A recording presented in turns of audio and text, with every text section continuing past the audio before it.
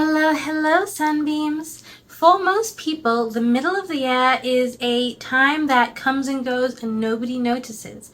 And the issue with this is it's so easy to get to the end of the year and then you look back and say, okay, let me reflect on the year, and you completely don't remember anything other than those last three-ish holiday months. Has that happened to you? Because it happens to me.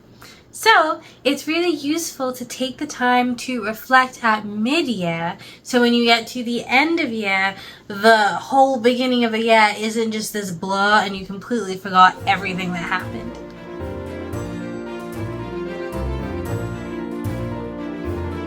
In general, I find this is a really effective way of celebrating your whole story. So your whole year is important, and there were some amazing things that have happened from the beginning of the year until now. If you look really, really hard, I promise you can find some things as well. As usual on this channel, we are all about creating the dream fairy tale lifestyle that is inspired by you and your favorite pop culture, anime, books, TV show, what have you.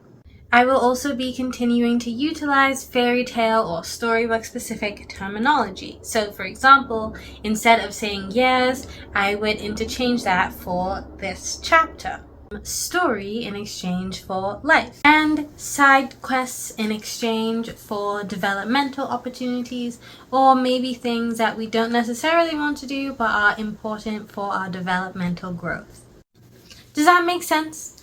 Now, grab your favorite beverage, something to write with or type with, because as we go through this video, I will give you prompts. You can pause the video and write out, reflect, take all of the time you need, save this video, come back to it, and truly give the first half of your year or your chapter 2024 the time and respect it deserves. So let's get started on a positive note. Let's celebrate our wins.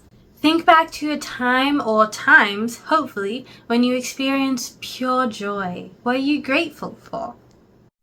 What were your highlights or your favorite parts of the year? If you're getting stuck with this, look back through your camera roll, because that can be a good indicator to jog your memory of like what museums you went to, what events you attended, time spent with friends. Your calendar is also a good tool to utilize, looking back over the past couple of months to see what you got up to.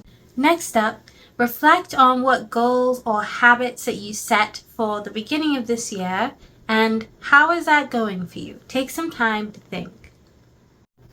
Consider if these goals still feel aligned with the person who you are today or that you want to be by the end of the year. 6 months is quite a significant amount of time, and we are constantly growing and evolving. So it's okay if you fell off of those goals and you think, yes, this is indeed still where I want to go, and you reinstate them. Or you decide, hey, maybe those goals aren't as aligned with me as I originally thought, and here are some new goals that I think would better serve my character development. Don't just consider your large goals, consider your hobby goals. So maybe you wanted to read 6 books in the first 6 months and you didn't get to that, but that's something that's actually quite important to you. How can you come up with a new strategy to get back on point? Maybe you have a particularly long commute and you can utilize audiobooks. Or perhaps it's making more time to play cozy co-ops with your friends.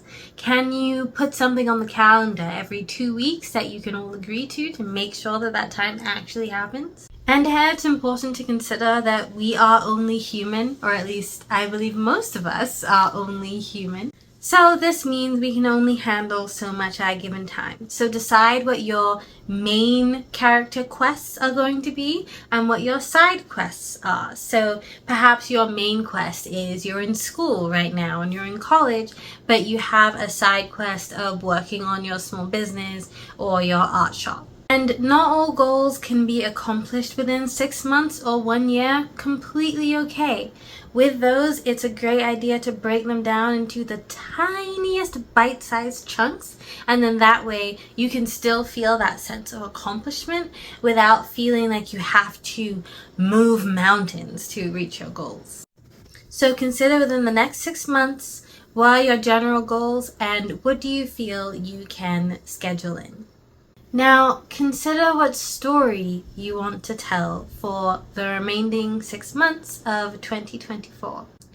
Perhaps you might like to select a theme for the latter part of this year that you can follow. This is also a great time to sit back and identify what patterns have been going on with your life. What do you keep saying you're going to do and you don't actually do? And that way you actually have 6 months of data from this year to see how do you usually approach things, how do you want to approach things, and how can you get more so in alignment so who you want to be and who you actually are is actually starting to overlap a little bit more.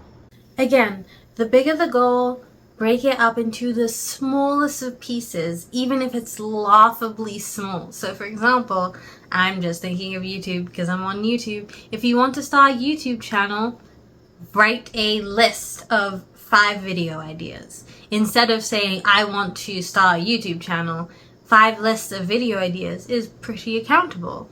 Writing a script out for 1 YouTube video is also pretty reasonable. This way, you have smaller milestones which are easier to reach so you can build your momentum and you get those little doses of joy and senses of accomplishment, as opposed to if you say, I want to upload 5 videos or I want to get 100 subscribers. Those are so much loftier than write 5 video ideas. Another reflection point for you is to consider what do you want more of for this second part of the year. So perhaps there were some things that you really enjoyed and you just didn't get enough of. So for example, if you have a family and you're just not spending enough time with your kids or your little ones, how can you restructure things so you can spend some more quality time with them? Consider the story that you're writing for yourself with you as the main character. What would you like to see happen to your character by the second half of this chapter? Next, I would like you to consider what worked really well for the first half of this chapter of 2024, and then what did not work so well. This is a really great place to be honest with yourself. Again, these past 6 months are just data. Look at that data, analyze it, and then see how you can use it better moving forward. This is also a great time to look and see what is no longer serving you in your story, and it's time to write an exit for that thing, person, situation. And maybe it's not an immediate, swift exit, but baby steps, small things that you can do. And of course, the flip side of that coin is looking to see what worked really, really well, and how can you keep up the momentum with that. How can you incorporate more of it to help you in other areas? Since we are all learning and growing beings, what did we learn for this first half of 2024? This can be hard skills, but this can also be things that you learned about yourself, about life, maybe a good quote or an experience. Dig deep with this one. And this one is a bonus. So you can look at your favorite things. So if you are a book person, you like to play video games on your Nintendo Switch, and maybe you like to watch movies. What are your top 3 awards for each of those categories? A lot of the times I feel like I go to the movie theaters and I watch things and I find stuff that I absolutely love, and then come the end of the year, I'm like, well, did I watch anything? Did I play anything? What did I even do? So this is a good place to have your almost semi-finalists. So when you get to the end, you can look back at that list and then you can decide who is the true winner, who deserves to be crowned as like best game of the year, best book that you read of the year. Alright, Sunbeams, so that brings us to the end of another video. If you watched to the end of this, thank you so much. It means so much to me and my little channel as we grow together. And I would love to keep this conversation growing. So drop your top 3 Hall of Fame items in the comment box below, because I need some more recommendations for literally everything, and I think most of us have similar common interests. There's very little I'm not interested in, and I would like to see what you're getting up to. What did I miss out on, and where do we have some overlap? That's all for now. I hope you have a magical rest of your day. Bye!